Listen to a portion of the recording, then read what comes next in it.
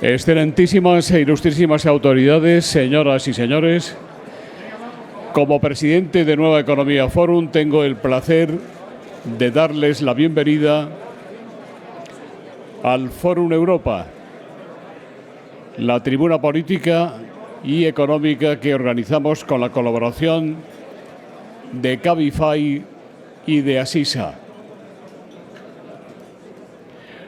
Hoy tenemos el placer de recibir como ponente de esta tribuna al presidente de la Xunta de Galicia y candidato del Partido Popular a la presidencia de ese gobierno regional, don Alberto Núñez Feijóo.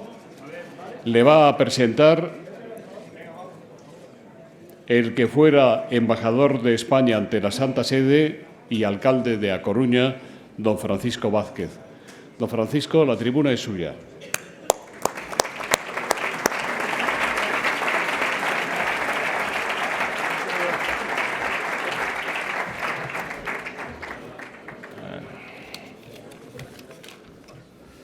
Muy buenos días y muchas gracias a todos ustedes. Créanme que para mí es una gran satisfacción el poder intervenir hoy, esta mañana madrileña, en un acto que espero que nos sirva para reconciliarnos con la política y con los políticos. En una España que sufre un momento político duro, y en el que hoy, por lo menos en un encuentro que nos va a servir para conocer y saber cómo es la evolución que ha tenido una parte tan entrañable de España y tan querida como es nuestra Galicia, la Galicia común, que compartimos Alberto Núñez Feijóo y yo mismo. Y nos sirva también pues, para ver esta deriva de un ambiente tenso y crispado que normalmente es el que genera la mediocridad, en este escenario institucional poder hablar de lo que decía la cita bíblica. Permítale al embajador en la Santa Sede empezar con una cita bíblica, ¿verdad? Por sus hechos los conoceréis. Y Alberto Núñez Feijóo tiene a sus espaldas un amplio bagaje personal y un amplio bagaje político, que es el que yo creo que se debe presuponer que concurra en todo gestor público, pero que en la España actual, en la cual brillan currículos partidarios, creo que Alberto Núñez Feijóo constituye de alguna manera una anomalía o una excepción, aunque el ciudadano votante, el ciudadano que es el verdadero intérprete de la estadística y de la encuesta, el ciudadano votante, cuando acude a las urnas, considera que su gestión es una bendición. Y permítame comenzar precisamente por ese aspecto personal. Alberto Núñez Feijóo es un licenciado en Derecho, y es un licenciado en Derecho opositor, y es un opositor que gana sus elecciones o sus oposiciones. A las elecciones también las gana. Gana sus oposiciones y sirve como alto funcionario durante muchos años en una administración que se está creando incipiente en la autonomía gallega y sirve como secretario general técnico, como vicepresidente, y cuando se le encomiendan tareas de gestión, y creo que es bueno recordarlo, es presidente del Insalud, y lo es durante 4 años, y administra 6.000 millones de euros, que es una cantidad importante, ¿verdad? Y dirige la acción de 168.000 trabajadores, y le presta servicio al 40% de la población española de entonces, que son las comunidades autónomas que todavía no se había transferido la sanidad. Y después de esos 4 años, en un momento de liberalización del mercado de comunicaciones, se le encomienda la difícil tarea de salvar Correos. Y no solamente salva Correos, sino que coge una entidad con 1.200 millones de presupuesto y 62.000 empleados, y cuando se va de un déficit de 25 millones la deja con un beneficio de 100 millones de euros y compitiendo con el resto de las nuevas empresas que habían surgido en este campo. Y por último, cuando los gallegos, después de unas tareas de consejero, de líder de la oposición, etcétera, le encomiendan la presidencia de la Xunta de Galicia, pues asume la administración de 10.000 millones de euros, de 100.000 empleados y atender los servicios de 2.700.000 personas. Y esto lo digo y lo subrayo, porque siempre he considerado que las más de las veces en un fórum que dice que es nueva economía, hay a veces que recordar que los primeros empresarios generalmente somos los políticos a los cuales los ciudadanos nos encomienda la administración de sus intereses. Y generalmente los políticos en las distintas escalas municipal, autonómica y, excuso decir, estatal, nos toca administrar grandes presupuestos, dirigir el trabajo de miles de funcionarios y, sobre todo, atender a las necesidades de consejos de administración que pueden ser pues 270.000 coruñeses que tuve yo en mi etapa de alcalde o 2.600.000 gallegos que ha tenido Alberto Núñez Feijóo en su etapa de presidente de la Xunta. Y créanme ustedes que no son consejos de administración fáciles las más de las veces de convencer y de dirigir. En cualquier caso, yo creo que hoy, en un acto en el cual va a hablarles a ustedes un político, permítanle ustedes a quien fue político subrayar que en mi consideración hoy Alberto Núñez Feijóo es de los pocos políticos que le da continuidad a la transición, porque él mantiene en su gestión como presidente las pautas de diálogo, de modernidad y, sobre todo, de lealtad institucional que definen aquel proceso de la transición. Su discurso político, sus medidas de gobierno siempre han sido integradoras y nos han permitido sentirnos cómodos a muchos que no militamos ni en su partido ni compartimos su proyecto ideológico. Alberto Núñez Feijóo ha hecho una política integradora que en Galicia ha permitido sentirse cómodos a socialdemócratas como yo o a galleguistas no nacionalistas como muchos otros. Porque él ha gobernado siempre dentro del Estatuto y siempre dentro de la Constitución. Las dos herramientas que le han permitido construir una Galicia sin tensiones identitarias, sin más tensiones que las que posiblemente, por desgracia, demasiadas veces le pueden crear los intereses partidarios del Gobierno central de turno.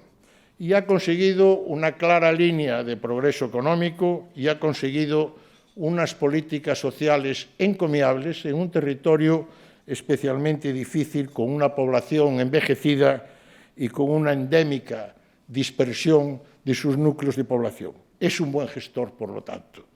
Y a sus resultados me remito. Es un gestor que representa un político sin excesos ni verbales ni ideológicos. Yo personalmente siempre lo he considerado un político de estilo nórdico, y no me refiero al norte de España, me refiero al norte de Europa. Un político nórdico, socialdemócrata o liberal, que como en aquellas latitudes consigue llevar a puerto la más importante de las revoluciones, que no es otra que la revolución de la normalidad de lograr mejorar la calidad y el bienestar de sus ciudadanos. Su condición de presidente lo es de una comunidad autónoma que constitucionalmente también es una nacionalidad histórica. Y Alberto Núñez Feijóo ha conseguido que Galicia se vea plenamente realizada como nunca en su historia. Y repito, como nunca en su historia, en su lengua, en su cultura, en sus estructuras sociales, y siempre compatible con las raíces comunes de formar parte integrante de España. De una España en la que algunos olvidan que nunca en la historia moderna de España, todos aquellos que hemos tenido la diversidad nacida de señas identitarias ajenas a los valores comunes de todos los españoles, jamás, ni en Galicia, ni en el País Vasco, ni en Cataluña, hemos visto reconocidos y hemos visto amparados el derecho precisamente a la diversidad como en la España constitucional nacida de la transición democrática. Él ha legitimado esos valores comunes que normalizan la convivencia y la tolerancia entre todos los españoles. Por lo tanto, desde Galicia, y esto es importante, Alberto Núñez Feijóo ha desmontado el discurso identitario, el discurso excluyente del separatismo independentista y del nacionalismo soberanista. Y lo ha hecho en una España, y lo quiero decir aquí en Madrid, en la que podemos ser diferentes. Somos diferentes, de hecho. Hay islas, Canarias, Baleares, hay territorios costeros a dos mares, hay territorios del interior. Podemos ser diferentes, pero nunca podemos ser desiguales. La diferencia de la diversidad no presupone la existencia de desigualdades entre los españoles, sean quienes sean, vivan donde vivan o sean cuales sean sus territorios, tal como pretende el discurso nacionalista imperante, cada vez más acompañado de referencias étnicas y soberanistas propias de su naturaleza totalitaria.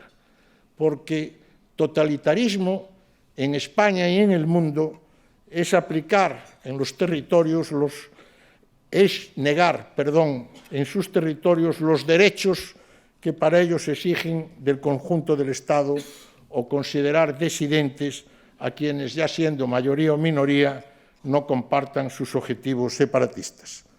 Y se equivocan profundamente quienes aceptan un diálogo. Porque en España, desde hace muchos años, lo que hay es un monólogo siempre monotemático, un monólogo siempre unidireccional, que lo que permite es paso a paso, y esto es el problema más grave que atraviesa hoy nuestro país, hacer irreversibles, no tener vuelta atrás los avances en el objetivo final de la ruptura.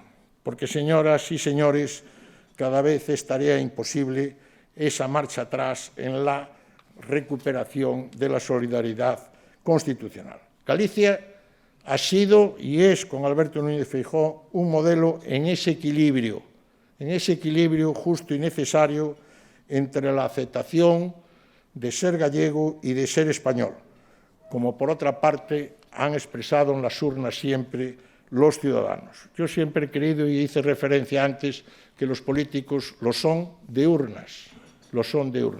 Nunca fui capaz de entender esa afirmación de que hay que limitar los mandatos. Yo creo que lo que habrá que limitar serán las derrotas, ¿verdad? Y en cualquier caso, respetar la voluntad de los ciudadanos. Su modelo político, y con esto termino, el modelo político de Alberto Núñez Feijóo es el principal aval institucional de todos los constitucionalistas en España. Y es, como he repetido en mi intervención, el gran referente de poder compatibilizar la singularidad autonómica con la condición de españoles. Y yo deseo y yo confío que por el bien de todos, sobre todo los gallegos, de que eso siga siendo así. Muchas gracias por su atención.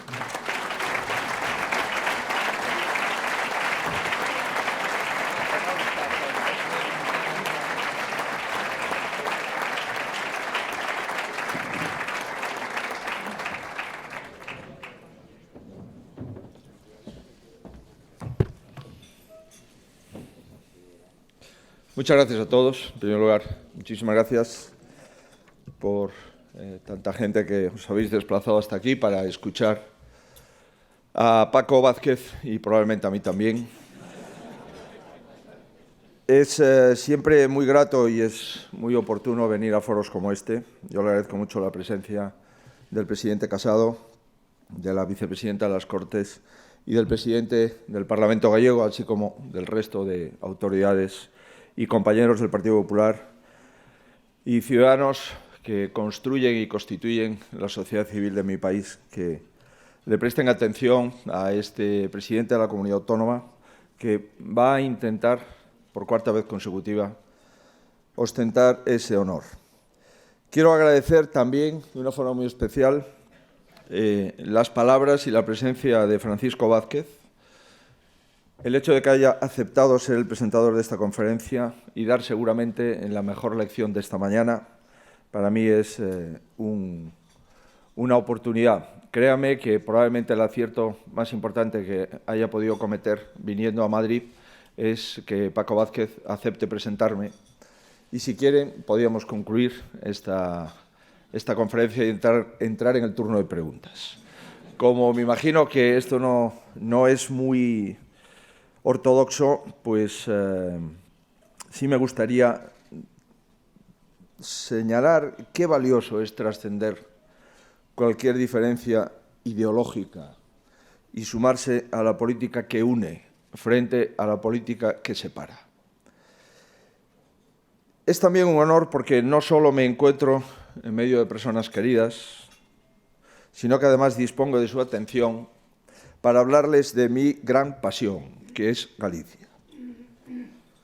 No tengo duda alguna de que su presencia aquí, más que a mi persona, se debe a Galicia, el interés que tienen ustedes por entender mejor a los gallegos, el interés de acortar la distancia geográfica que nos separa y estrechar la cercanía sentimental que nos une a la gran nación de la que formamos parte, que, como ustedes saben, se llama España.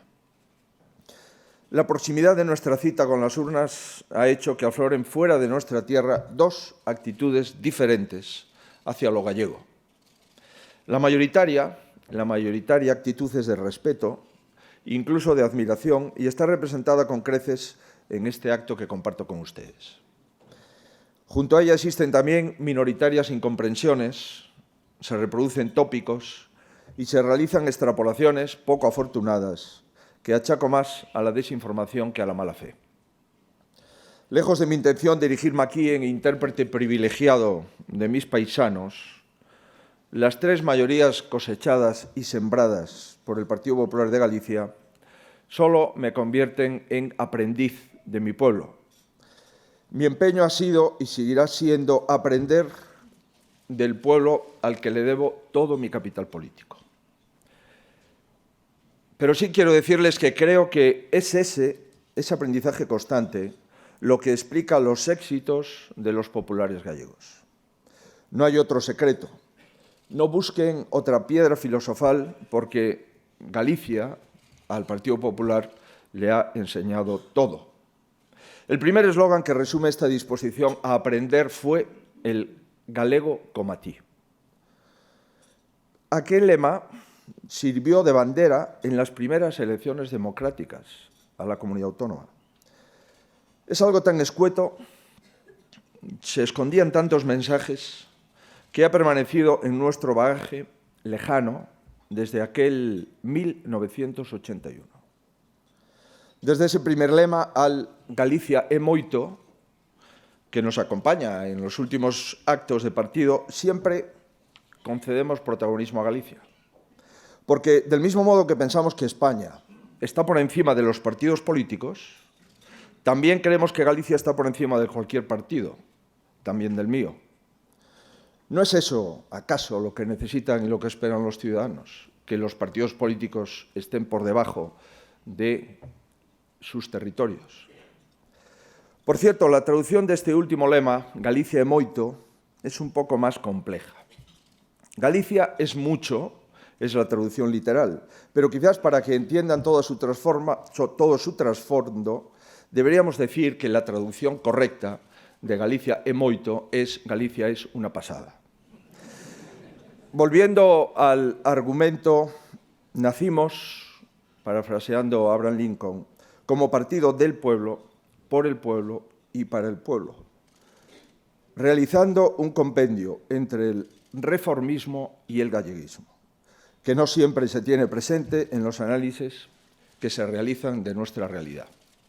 La organización política a la que los gallegos encomiendan la creación institucional del autogobierno es lo más parecido a nuestro río Miño, ese gran caudal que recibe numerosos afluentes y baña Galicia de norte a sur. Manuel Fraga, padre gallego del conservadurismo democrático español, se une a Xerardo Fernández Albor, representante del galleguismo liberal antifranquista, estableciendo una fórmula política imperecedera. Este origen le permite a mi partido exhibir un valor que debería ser esencial para calibrar partidos y liderazgos. A falta de otro concepto, recurro a un término acuñado en la economía y en el comercio: la trazabilidad. La desconfianza hacia las formaciones partidarias que se anquilosan y no evolucionan tendría que ir pareja por el recelo hacia aquellas otras que salen de repente de alguna chistera y cuyo único valor visible es la novedad. El Partido Popular de Galicia, al que pertenezco, no es ni una cosa ni la otra. No podría serlo si en su ánimo está mantener la sintonía permanente con la sociedad gallega. El aspecto más valioso del respaldo obtenido durante este largo periplo es que no se trata de algo incondicional. Galicia no es del Partido Popular, sino el Partido Popular es de Galicia. La confianza hay que renovarla, y cuando no se hace con la necesaria diligencia, el gallego nos la retira, nos castiga, como los malos alumnos en la oposición, nos obliga a mejorar nuestro aprendizaje y una vez hecho esto, se reencuentra con nosotros. Así ha sucedido en varias ocasiones porque la Galicia que respalda al Partido Popular es libre, es exigente, es inconformista, como debe ser. La unidad que se ha forjado en torno al Partido Popular de Galicia no es de siglas huecas, sino de gentes, de pensamientos, de ideas y de objetivos. Ahí estriba la diferencia fundamental entre el espacio del galleguismo reformista, que es el punto de encuentro de la mayoría de los gallegos, y el formato por el resto de partidos sumidos en un crónico minifundismo que concluye, diverge y se alía y, por cierto, se separa sin cesar. La Galicia del 2020 no es la Galicia parcelada de antaño, sino una comunidad agrupada y, en consecuencia, no con útiles siglas yuxtapuestas o coaliciones ficticias. En ocasiones, al contemplar el continuo tejer y destejer del resto de partidos gallegos, uno rememora la Galicia feudal. El desfile de señores feudales en perpetua guerra civil recuerda mucho a las controversias del nacionalismo, del socialismo y del populismo en la Galicia de hoy. Tengan por seguro que nuestro modelo no es el feudalismo político, sino una comunidad de afectos y de propósitos. De la democracia alemana, también conocida por el primer presidente de la Xunta, el presidente Albor, procede un aforismo que los populares gallegos no hemos dejado de aplicar en todo tiempo y lugar. Corresponde a Adenauer y dice: lo importante en política no es creer que tienes razón. Lo importante en política es que te den la razón. Para procurar que los gallegos nos la den, hemos trabajado para hacer del PP gallego un lugar de encuentro y no un partido clausura. Nosotros queremos ser intérpretes de la gente, no convencerles de que tienen que pensar de una u otra forma, como parece ser la moda en el conjunto de España últimamente. Propiciar el encuentro, como tratamos de hacer y como hemos conseguido casi siempre, es antagónico a la política de bloques, que lamentablemente se ha instalado en el ámbito nacional. Quizás por ello sufrimos de vez en cuando esas incomprensiones a las que aludía al comienzo de mi intervención.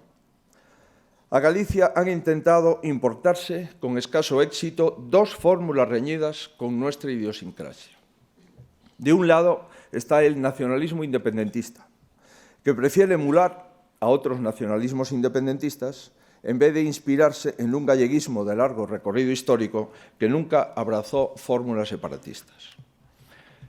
Y tenemos, por otra parte, un antinacionalismo de cuño reciente que quiere describir en el cultivo de nuestra cultura, en la defensa de la lengua gallega o en nuestra reafirmación constitucional como nacionalidad histórica, indicios de traición a la patria común.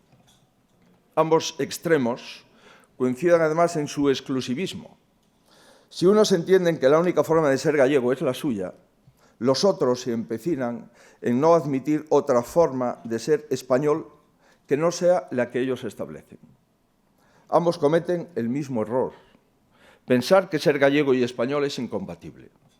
Pues bien, yo no entiendo Galicia sin España, pero tampoco entiendo España sin Galicia. Galicia y España dicen ser ellos. No las quieren, no, sino que se las apropian, mientras que nosotros creemos en identidades incluyentes que suman y que multiplican en lugar de restar o de dividir. A propósito de esa apropiación sin duda indebida, resulta chocante que no se reconozca que el modelo gallego es el único que ha combatido durante más tiempo y con más éxito al nacionalismo excluyente en España. Sin intención de dar lecciones a nadie en asuntos de actualidad de muy difícil gestión, les invito a observar más atentamente ese modelo gallego del que nos sentimos muy orgullosos, porque no lo hemos logrado siendo reactivos, sino proactivos, y optando siempre por el pro y no por el anti.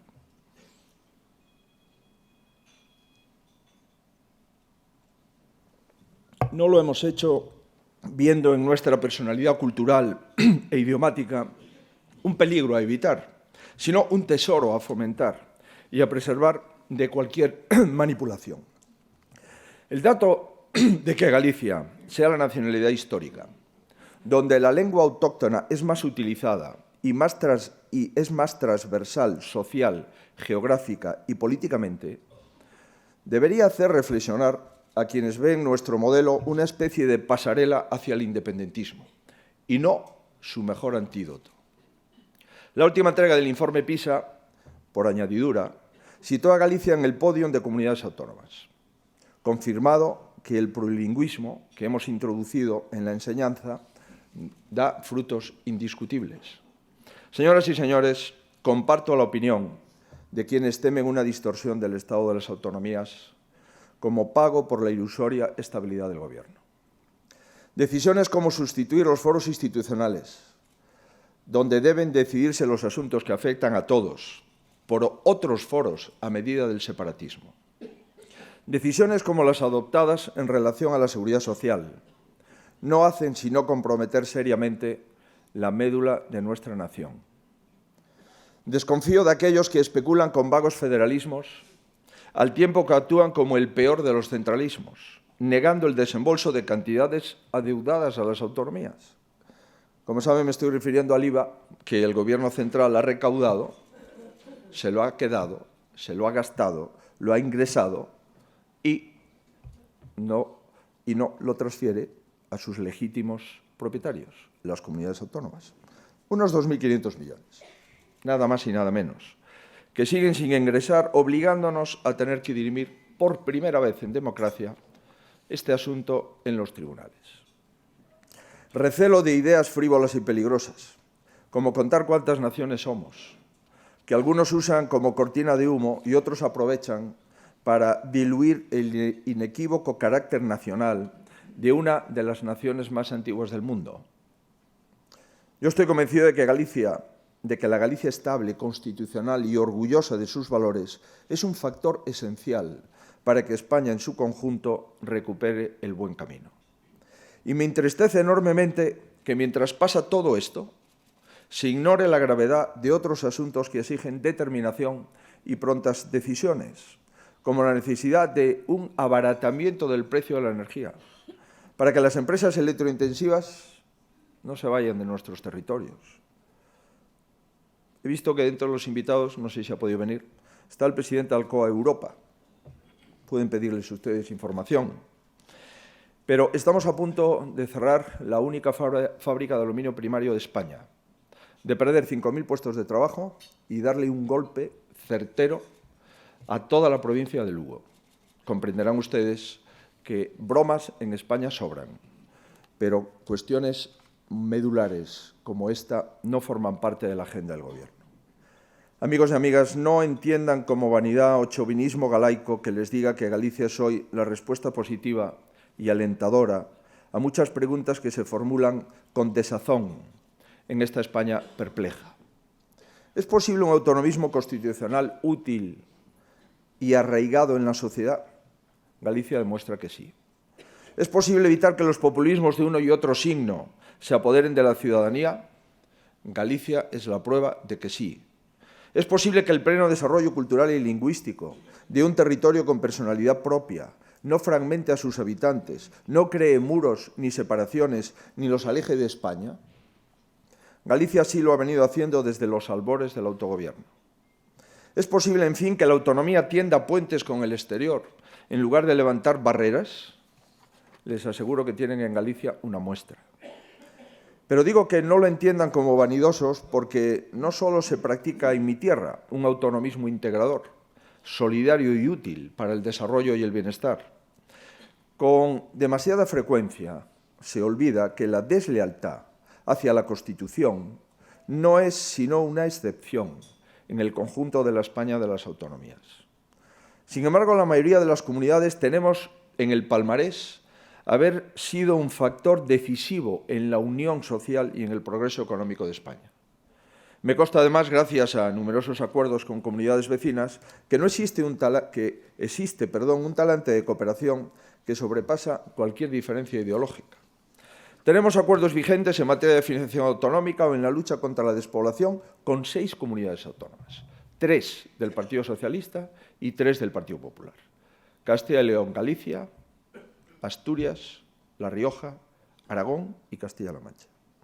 Hace escasos días consensuábamos con Asturias y Cantabria alegaciones conjuntas para que el Estatuto de Apoyo a la Industria Electrointensiva realmente no se cargue la industria electrointensiva. Lejos de haber sido un error de nuestra transición, las autonomías están contribuyendo a la estabilidad del Estado, porque somos Estado. Por eso ya está bien de que se premie a los que le toman el pelo al conjunto de los españoles y se agravie a los que no lo hemos hecho nunca. Nadie se da cuenta de que eso puede llevarnos a algo tan peligroso como que haya presidentes autonómicos que crean más rentable comportarse como torra que ser un dirigente leal con la Constitución. El error sería cuestionar un modelo perfectible pero que funciona, por ir en pos de una aventura indefinida que todo apunta a que traerá nefastas consecuencias. Y todavía sería peor que por contentar a los que nunca verán suficiente, salvo la independencia, se implante una España asimétrica, que privilegie territorios y olvide que todos los ciudadanos somos iguales y merecen, pues, las mismas oportunidades y los mismos servicios, con independencia de dónde vivan en cada momento de su vida. Les decía antes que no creo en los partidos de clausura. El Partido Popular de España nunca lo ha sido, y de ahí que manifieste mi orgullo por pertenecer a él. Esa trazabilidad a la que refería refleja que mi organización tiene unas vitrinas repletas de méritos que no se pueden soslayar.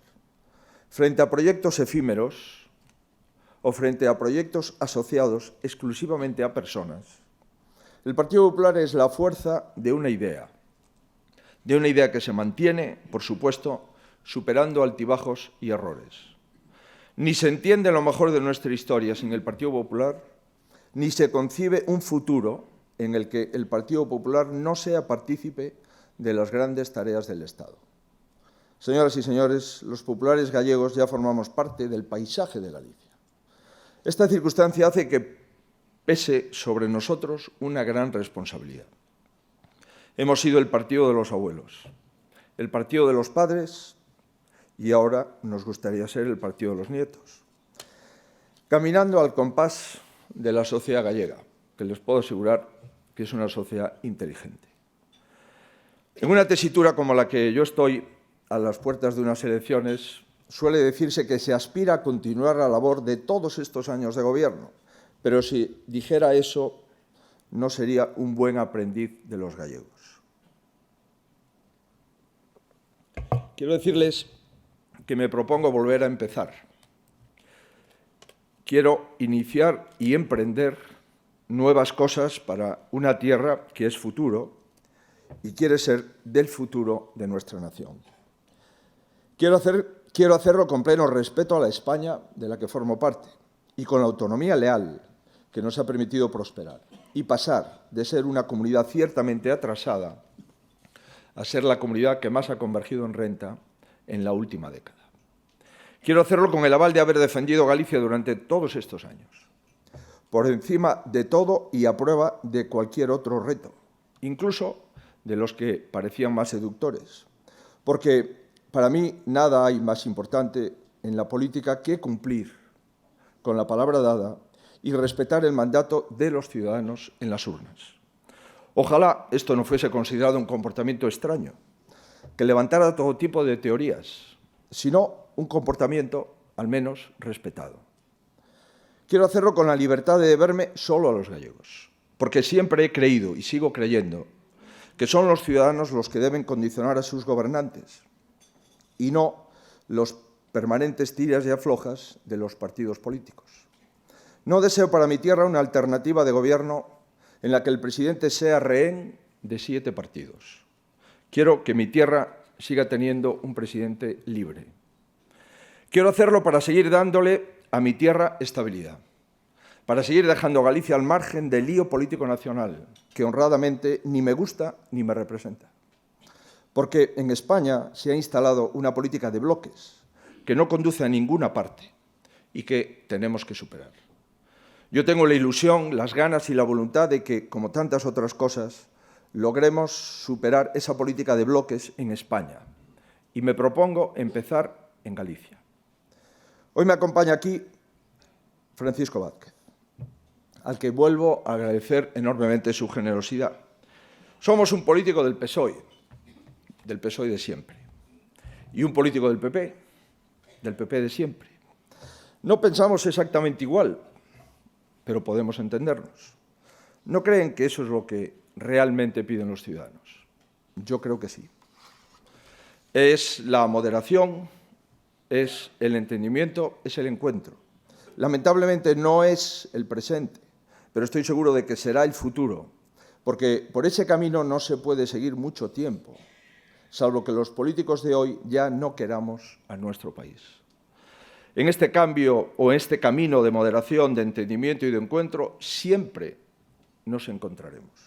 Contra el extremismo, contra la confrontación y contra el lío permanente, siempre me rebelaré. Gracias, muchas gracias por su amabilidad, por la amabilidad de estar aquí y de compartir las primeras 2 horas de esta media mañana.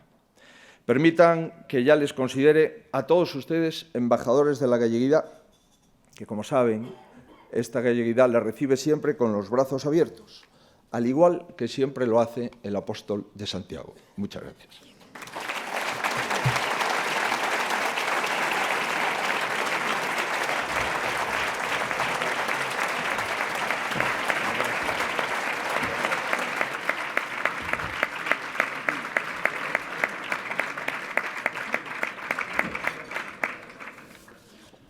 Muchas gracias, presidente. Muchas gracias, embajador. Alicia Cienfuegos le pide que, por favor, concrete sus propuestas para la creación de empleo en Galicia.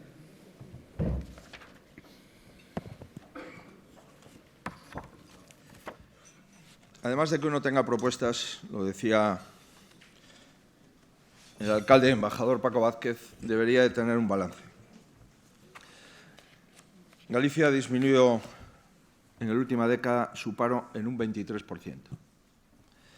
Galicia ha conseguido el Producto Interior Bruto más importante de su historia, 62.000 millones de euros, y llevamos 4 años con récord de exportaciones y con una balanza comercial en superávit. Galicia ha sido la comunidad autónoma, de acuerdo con el Ministerio de Hacienda, que más ha incrementado la renta per cápita en la última década. Es verdad que el primero ha sido Extremadura, que está en el 72% aproximadamente de la renta per cápita española, pero Galicia está en el 92% de la renta per cápita, siendo la comunidad, en términos globales, porcentuales y totales, la comunidad autónoma que más ha convergido en renta con España. Estos son nuestros avales. Sabemos que sin empleo no hay servicios públicos. Y sabemos que sin actividad económica no hay estado del bienestar. Nuestros planteamientos, pues, siguen pasando por activar la economía y seguir activando la economía. Tenemos una economía competitiva porque exportamos 22.000 millones de euros, porque somos aproximadamente el 7% del total de la exportación española, cuando no llegamos al 5,5% del total de población.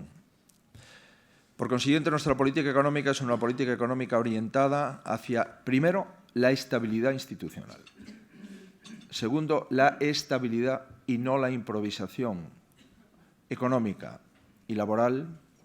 Y tercero, la gestión con solvencia de las cosas públicas. Decía efectivamente Paco Vázquez que los políticos también gestionamos dinero, su dinero. El dinero no existe como concepto de dinero público, el dinero es privado. El dinero es lo que pagan ustedes al 21% de IVA cuando toman un café o cuando comprueban su nómina y observan la retención del IRPF. Eso es el dinero privado que se convierte en público para gestionar los servicios públicos. Me parece, en consecuencia, que nuestra política económica es una política previsible, conocida y comprobada. Y vamos a seguir trabajando. Y miren, nosotros vamos a presentar en el mes de marzo el Plan Estratégico de Galicia 2020-2030. Y si comprueban el Plan Estratégico de Galicia 2010-2020, comprobarán que prácticamente todos los indicadores económicos los hemos venido cumpliendo. Tanto porcentaje de paro como porcentaje de afiliados a la Seguridad Social, como crecimiento económico, déficit público, regla de gasto, deuda pública, en definitiva. Le agradezco mucho que me haga una pregunta tan útil como esta para que yo pueda responder con tanta convicción. Pues a ver si seguimos en esa línea. Pepe Luis Vázquez, de Radio Intereconomía, le pregunto qué le parece que el Gobierno y en particular la ministra de Hacienda quiera armonizar impuestos como patrimonio, donaciones y sucesiones. Tomás Prieto le pregunta si van a hacer ustedes una reforma fiscal a la baja en los impuestos y tasas que son competencias de la Xunta de Galicia. Hay en este momento un grave problema en nuestro país, que es el problema de la deslealtad.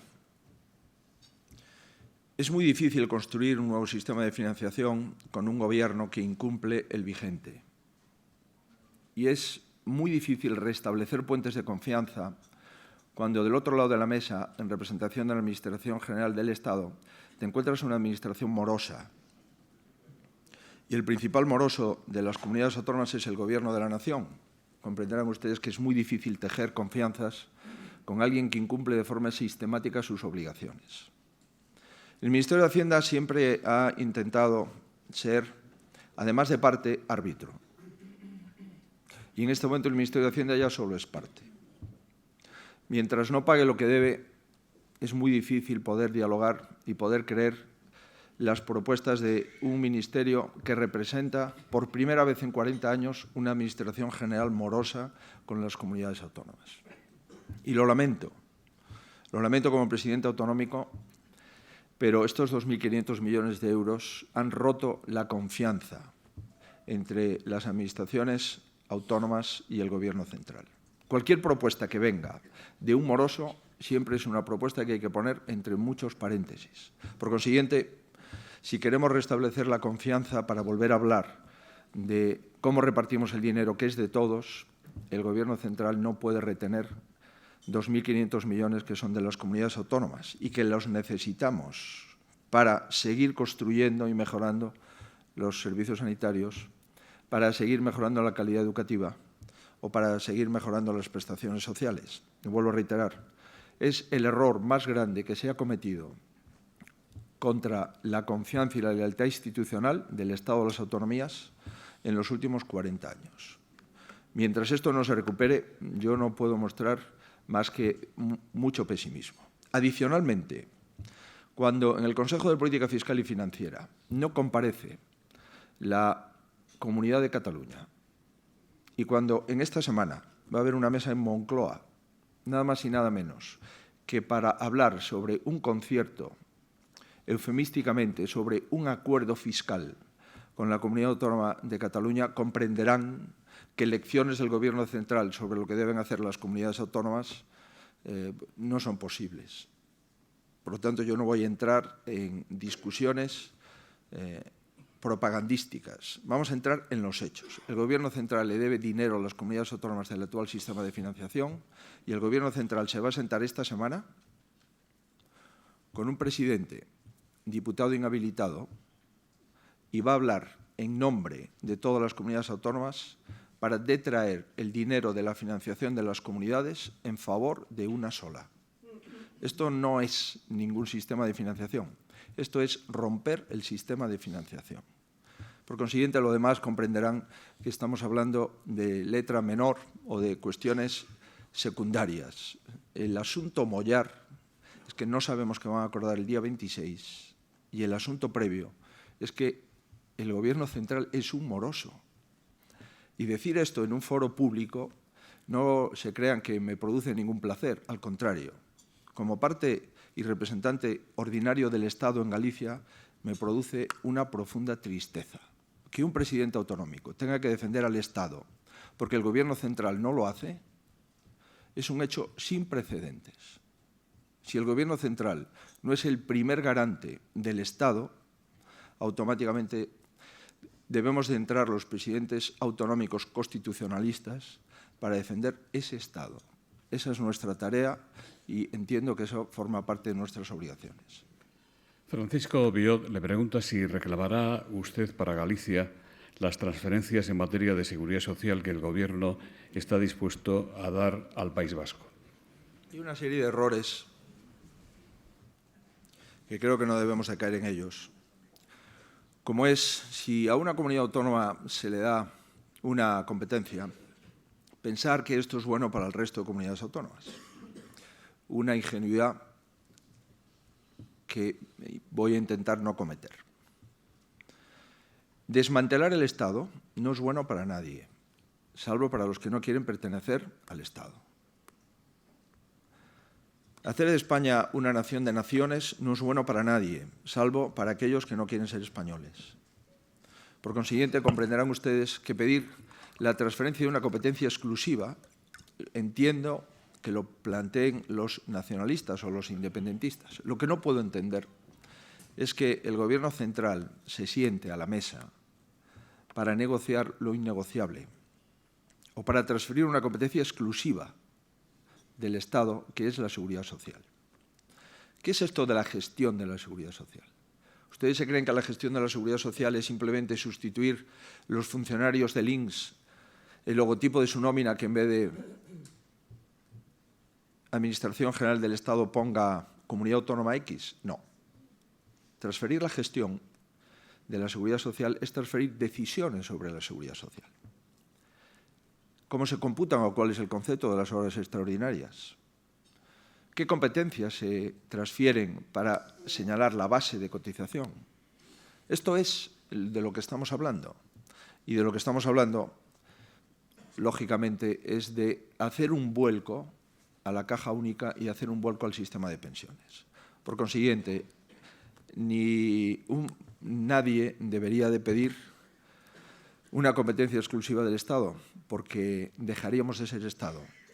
Y si se transfiere la seguridad social, como ustedes comprenderán, ya pocas cosas quedan, dejaríamos de ser Estado. Entiendo, insisto, el planteamiento independentista o nacionalista. Lo que no puedo entender es que la Administración General del Estado esté negociando cosas que no le corresponden porque no tiene competencias para negociarlas. No se puede negociar lo que es innegociable y no se puede poner encima de una mesa la transferencia de una competencia exclusiva del Estado. Por consiguiente, claro que no voy a pedir competencias que supongan la desvertebración del Estado, porque eso perjudica a los gallegos y, en consecuencia, perjudica a los españoles. Rocío González le pregunta qué propuestas hace usted para Galicia en materia de transición ecológica, ahora tan de moda. ¿Qué planes tiene para el desarrollo de energías renovables una vez que las eléctricas han cerrado las centrales térmicas? Muy bien. Mire, nosotros hemos presentado nuestra estrategia del clima antes que el Gobierno central. Y Galicia, en los últimos 13 años, ha bajado sus emisiones de CO2 un 6%. España las ha incrementado un 13%. En consecuencia, parece razonable que aquellas comunidades que hemos bajado las emisiones de CO2 tengamos un poco más de legitimidad para hablar de transición ecológica y no de improvisación ecológica. En este momento en Europa funcionan 140 centrales térmicas, en Alemania 82. Los japoneses han decidido ir desconectando paulatinamente las centrales nucleares y construir 18 centrales térmicas. Y sorprendente, en España se ha tomado la decisión de cerrar todas las centrales térmicas. No sé si el Partido Socialista teme que se cree en España un partido verde y, en consecuencia, quiera asumir esa parcela de sensibilidad pública, pero le puedo asegurar que esto es un disparate. La central térmica de As Pontes es una central térmica en la que la empresa titular ha gastado más de 200 millones de euros para adecuar la central a las emisiones de gases que exige la Unión Europea. Por lo tanto, ha cumplido sus obligaciones. La central térmica de As Pontes tiene 1.300 megavatios. Es la central térmica más grande de España. Y el Gobierno está, de forma directa o indirecta, detrás del cierre de esa central térmica, que supone, por cierto, la desaparición de una comarca de Galicia y que supone una disminución que pone en jaque la viabilidad del puerto de Ferrol, de donde viene el carbón de importación y con 300 camioneros se llevan a esa central. No podemos ni entender ni compartir una improvisación de ese tamaño. 82 centrales térmicas en Alemania. Han dicho las autoridades alemanas que estarán abiertas al menos hasta el año 2038. Y aquí nos cargamos todas las centrales térmicas. Insisto, después nos quejamos de que la energía está cara. Con una energía cara no podemos competir en la industria y con una industria sin energía el país se convierte en un desierto industrial. El hecho de que las políticas energéticas y las políticas industriales estén en departamentos distintos supone una distorsión en el planteamiento industrial de nuestro país. Por consiguiente, como gallego, no puedo entender la política energética de mi país y como gallego y presidente de una comunidad autónoma no puedo aceptar en ningún caso que de las 2 centrales térmicas que tenemos en Galicia se cierren las 2 y además se cierre una de ellas, que es la más grande de España, que además, insisto, ha hecho todos los deberes que el Gobierno le solicitó, que es nada más y nada menos que una inversión de 200 millones de euros para adecuarse a las emisiones. En esta inseguridad económica, en esta inseguridad industrial, en esta inseguridad institucional, en esta inseguridad autonómica, no podemos seguir viviendo mucho más tiempo.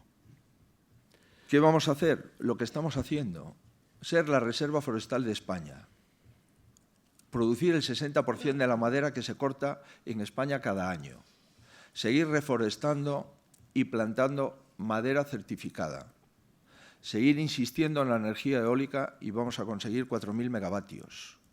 Y el 85% del consumo de energía en Galicia proviene de fuentes renovables.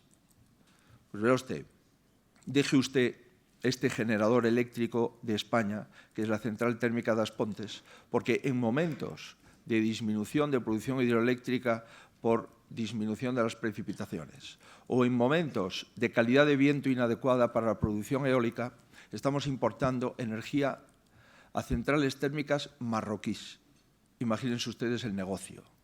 Aquí centramos las térmicas y después le compramos a Marruecos con sus centrales térmicas la energía que clausuramos en España. Domingo Fernández dice, usted en este foro compareció hace algunos meses con los entonces presidentes de Asturias y de Castilla y León para defender el corredor del noroeste. ¿Qué espera del Gobierno de la Nación en esta materia y si cree en el consenso entre las regiones? ¿Cree que el consenso entre las regiones, entre las 3 regiones, se da en la actualidad para impulsar iniciativas en esta materia? Bien, como ustedes saben, el presidente de Asturias, Javier Fernández, y el presidente de Castilla y León, Juan Vicente Herrera, y yo mismo tuvimos la ocasión de comparecer. simplemente para pedirle al Gobierno central que dentro de los corredores que se postulaban para obtener fondos europeos estuviese, lógicamente, el corredor de los grandes puertos de la fachada atlántica europea, que es la fachada atlántica gallega y asturiana. Sobre lo que se ha hecho sobre el corredor del noroeste, lo ignoro. En mi opinión, no se ha hecho nada. Yo espero que el presidente del Principado actual siga los compromisos del anterior gobierno socialista en Asturias. Pero estamos en una España donde esto de las infraestructuras, la competitividad, el modelo energético, el modelo laboral, el modelo fiscal, esto no tiene mayor trascendencia. Aquí estamos dedicados a otra cosa. Y además estamos en una España donde hay una coalición de gobierno en la que el antiguo Partido Comunista, hoy conocido como Podemos, y el Partido Socialista, no el antiguo, sino el nuevo, el desconocido, están gobernando con una política absolutamente incompatible entre sí y con un planteamiento que está condicionado siempre por el sí cada martes en el Congreso de los Diputados de Esquerra Republicana y en algunos casos de Bildu. Comprenderán ustedes que esta España es desconocida. Esta España está debutando y el problema de este debut es que no sabemos a dónde nos lleva. Por consiguiente, me da la sensación que los problemas de las infraestructuras en España no forman parte de la agenda del Gobierno. Asunción Gamir dice, ¿cómo puede evitarse la deslocalización de Alcoa, cuyos efectos negativos ha puesto usted de manifiesto en su intervención? ¿Han hecho la Xunta y el Gobierno lo suficiente para evitarlo? Con sucesos como ese, ¿es posible formular, siquiera imaginar, una política industrial para Galicia? Mira, Alcoa lleva en nuestro país 40 años. Era una empresa del INI que posteriormente se privatizó. Alcoa tenía 3 factorías, una en Avilés, otra en Coruña y la gran factoría de San Cibrao, en la Mariña Lucense. Y eran las 3 únicas factorías de producción de aluminio primario en España. Cerró a efectos de aluminio primario Avilés y Coruña, se vendió a un fondo. Vamos a ver qué ocurre con esas 2 empresas. Alcoa dejó un depósito de 24 meses de nómina pagada y hay un acuerdo de compra que dice que para proseguir la producción de aluminio es necesario que el precio de la energía sea competitivo. Ya han hablado este fondo que se ha quedado con Alcoa Coruña y Alcoa Avilés diciendo que con el borrador de estatuto electrointensivo no van a producir más aluminio porque el precio no es competitivo. Por consiguiente, pensábamos que Alcoa en San Cibrao, Lugo, iba a tener una larga vida, dado que se convertiría en la única fábrica de producción de aluminio primario, cuando saben ustedes que el aluminio es uno de los materiales de construcción y uno de los materiales más importantes del futuro. ¿Qué es lo que tiene que hacer el Gobierno? Nada. Dejar las cosas como estaban. Nada. El precio de la energía estaba entre 35 y 38 euros, así debe de ser. Ah, no, ha improvisado. Y cuando tú improvisas, además con prejuicios ideológicos, pues lógicamente te metes en un lío. Había un dinero de interrumpibilidad, había otro dinero en los presupuestos del Estado de CO2. Lo que habría que hacer es mantener esas partidas presupuestarias y, insisto, preocuparse de que las industrias hiperelectrointensivas, aquellas cuyo coste de la energía supone el 40% de sus costes, tengan una tarifa rentable y una tarifa que les deje competir en España. ¿Qué se ha producido? Primero, se han disminuido los precios de la interrumpibilidad y, por lo tanto, ha salido menos dinero para las tarifas de las empresas electrointensivas. Y segundo, en vez de hacer una tarifa especial para aquellas que el precio de la energía es determinante en sus costes, lo que han hecho es ampliar el número de empresas que se pueden beneficiar de esas tarifas, pasando de 119 empresas a 600. O ¿Saben ustedes de dónde son las 500 empresas que se están beneficiando de este nuevo escenario o paradigma eléctrico? Seguro que sí. De Cataluña y del País Vasco. Por consiguiente, cuando el diseño energético de tu país lo tienes que pactar con tus socios, con independencia de pactarlo con la industria, automáticamente se produce un efecto perverso en la economía, un efecto perverso en la industria y un efecto perverso en el propio Estado. Es curioso. Hemos pactado las alegaciones al Estatuto Electrointensivo con Cantabria y con Asturias. Pensábamos que se iba a unir el País Vasco. Sorprendentemente, en el último instante nos dijeron que ellos no iban a hacer alegaciones. Lo comprendo perfectamente. Comprendo perfectamente que uno no va a hacer alegaciones sobre un estatuto que le interesa. En definitiva, esto es la crónica de una decisión desacertada. Y yo no quiero ni pensar que Galicia, y concretamente Lugo, cierre la mayor industria de su provincia. Esto es como si se cerrase PSA Peugeot Citroën en Pontevedra o se cerrase Inditex en La Coruña.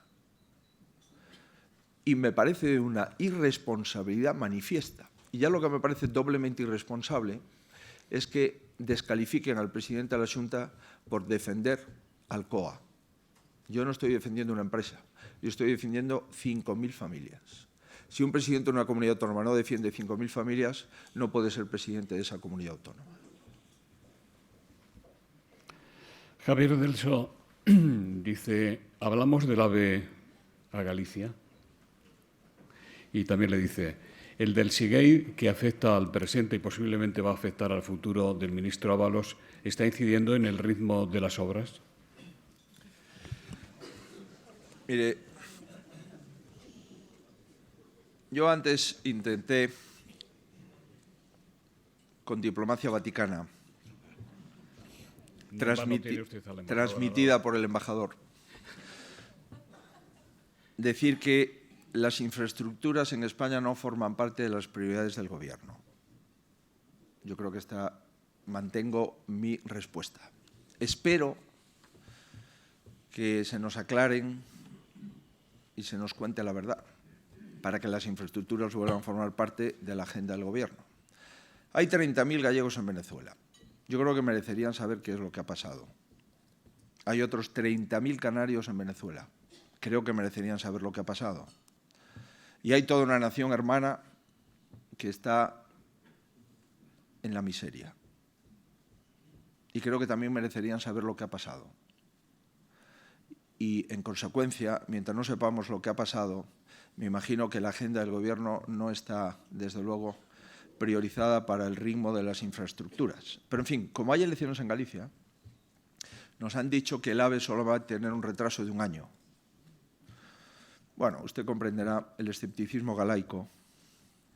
Y como lo importante no es lo que diga un ministro, sino que lo importante es la ejecución material de la obra, yo les aseguro que con los datos que tenemos, salvo que el apóstol Santiago obre un milagro, el apóstol no va a disfrutar del AVE en el año Xacobeo, que es el año 21. Pero, en fin, estas cuestiones son cuestiones que nos preocupan porque estábamos ilusionados en tener un AVE unos 40 años después que otras comunidades autónomas y porque, además, se nos han dicho tantas fechas y se han incumplido todas que mereceríamos un respeto. Pero, en fin, el AVE, como usted sabe, estaba pactado, tanto con el gobierno último del presidente Rajoy, que el señor Ábalos se comprometió a mantener, en el 2019 finalización de todas las obras y en el 2020 las pruebas de seguridad. Lamentablemente las obras no van a finalizar en el año 20 y la seguridad comenzará a aprobarse en el 21, con lo cual todo parece indicar que en el mejor de los casos, si no hay más despistes en el Ministerio de Infraestructuras con otros asuntos caribeños, probablemente no tengamos AVE hasta el año 2022. Mire, tengo 20 y tantas preguntas sobre lo ocurrido en los últimos días, especialmente ayer en el Partido Popular del País Vasco. Si se las leo todas, no salimos de aquí antes de las 11. Diga usted lo que quiera decir, por favor, sobre lo que opina al particular. Mire, cuando estábamos tomando un café, fui a saludar a Paco Vázquez, que no lo había visto. Solo me dio una recomendación. Oye, aquí de lo que se trata es de hablar de Galicia, ¿eh? Que quede claro. Y que ustedes comprenderán que yo le voy a hacer caso al embajador. Primero, por trienios y segundo, por capacidad analítica. ¿Ustedes se imaginan preguntarle al Endacari, o al menos al candidato al Endacari, qué opina sobre lo que ocurre en Galicia? ¿A que no? El País Vasco es mucho más importante que Galicia. Por consiguiente, ¿cómo se le va a preguntar al Endacari sobre lo que ocurre en Galicia? Pues mire, yo soy el Endacari gallego. Y con una diferencia. Tenemos el mismo Parlamento, 75 escaños. Tengo el mejor de los conceptos. Como político, no participo para nada en sus planteamientos ideológicos del Endacari actual. Tiene 26 escaños. Nosotros tenemos 41. Y yo creo que la política gallega merece un respeto. Y por consiguiente yo voy a intentar mantener el respeto. Sobre Galicia, lo que ustedes quieran. Sobre el País Vasco, tengo compañeros en el País Vasco que tienen sus opiniones y que han tomado sus decisiones junto con el Partido Popular de España. Es como funciona este partido político. Ustedes saben cuál es mi opinión y yo, cuando doy una opinión, la mantengo. Ahora bien, soy perfectamente consciente de que en Euskadi se ha planteado una renovación de candidato a la presidencia. Lamento profundamente que Alfonso Alonso deje la política. Me parece que es un político de primer nivel y lo lamento profundamente. Espero que lo reconsidere.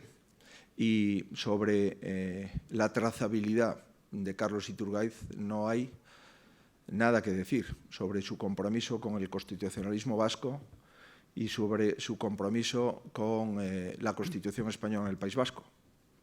Por consiguiente, las cosas son como son y como están. Y ya le he respondido a las 37 preguntas que usted me formulaba al respecto.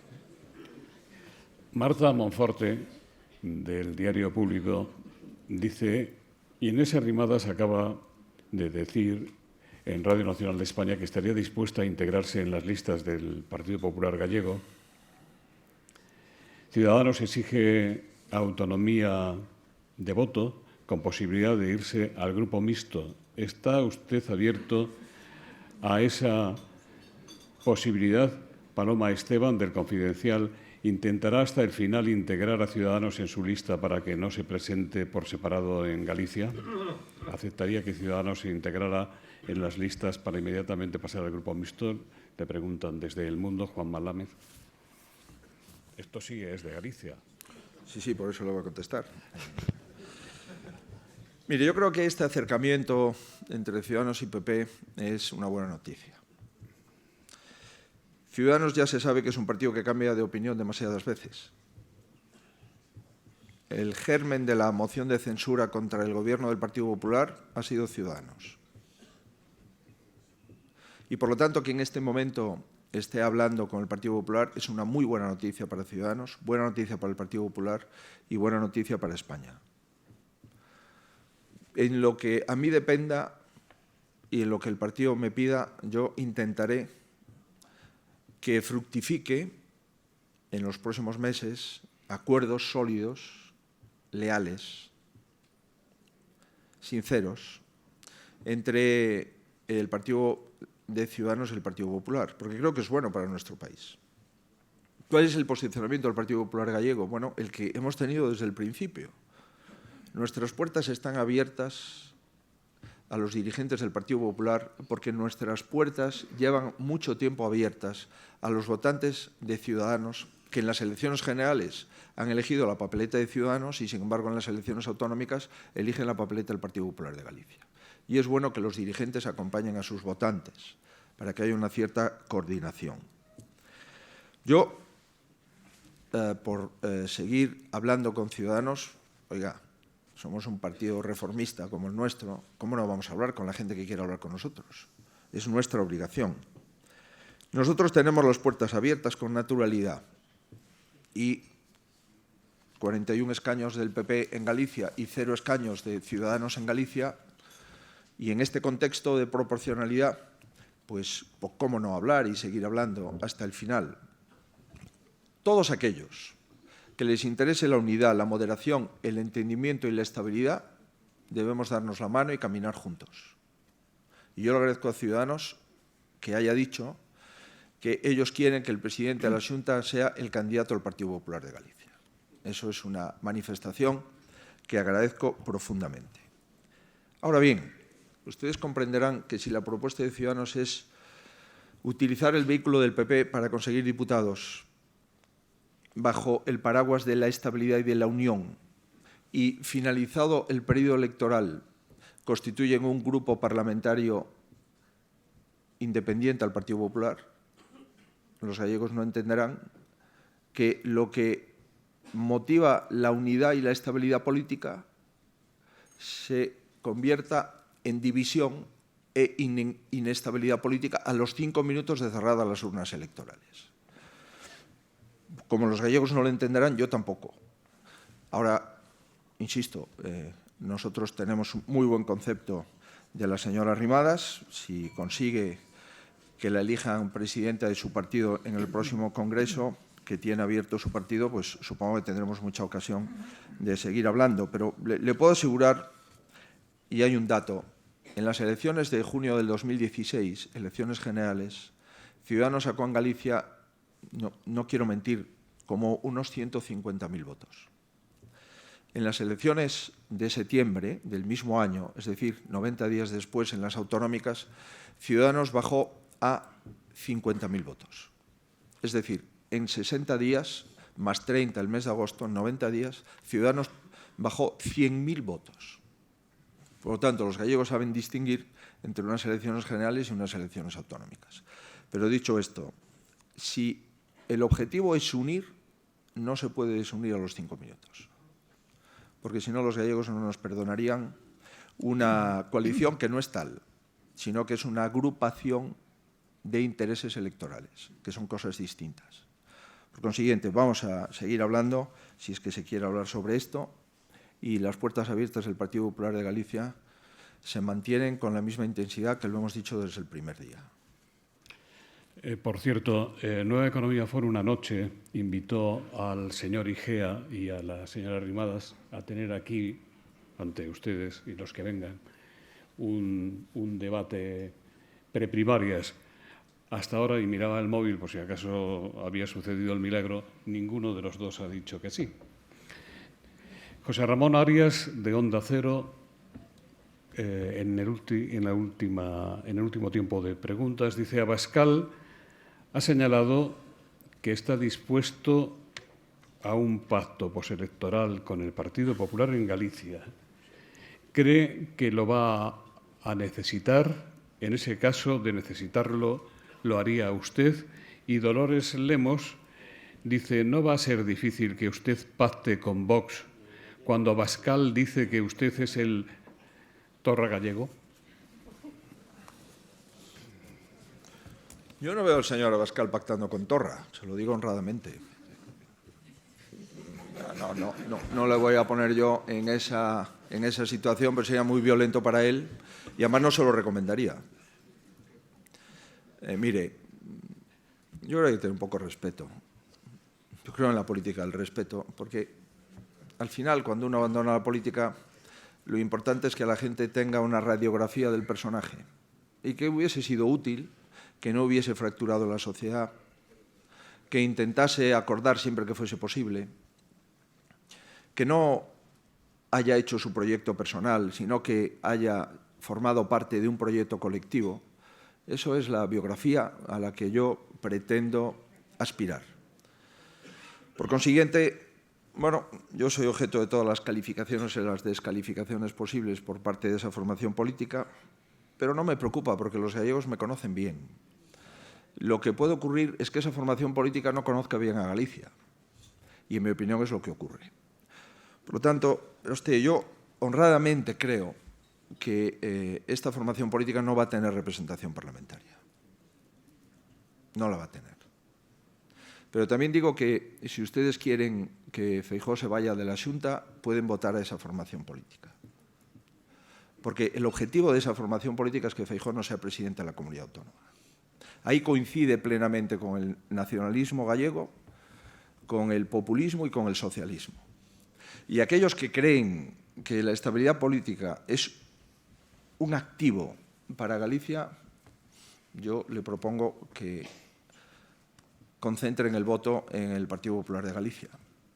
Este es el contexto en el que nos movemos, pero ya le digo que yo creo, honradamente, igual me equivoco, que esta formación política que no tiene ni un solo concejal en la comunidad autónoma, yo creo que va a repetir el resultado en las elecciones autonómicas. Pero ellos, ¿cuándo se van a conocer a los políticos de verdad? Los que van a trabajar para que el nacionalismo, el independentismo y el populismo no se apodere de la Xunta de Galicia, o los que van a trabajar para que sí, para que triunfen. Y probablemente eso al resto de los españoles tomarán buena nota sobre las verdaderas intenciones de un partido político. Yo estoy con la Constitución. El Partido Popular ha sido útil para parar el nacionalismo en Galicia. El presidente de mi partido fundador se sigue llamando Manuel Fraga. Y discutir sobre el compromiso del Partido Popular de Galicia con la Constitución española es tan ridículo que no merece la pena que usted me haga esa pregunta ni que yo profundice en la contestación. Todavía más. Muchas gracias, presidente. En nombre de las entidades que hacen posible este Fórum Europa de Cabify, representado hoy por don Mariano Silveira, es de Asisa el doctor Luis Ortiz quien va a despedir el acto. Buenos días a todos. Quería agradecerles que nos hayan acompañado en esta presentación de Francisco Vázquez y de Alberto Núñez Feijóo, hoy que es martes de Carnaval, por cierto, fiesta nacional laica de Galicia, donde se han presentado sin disfraz, probablemente porque no lo necesiten.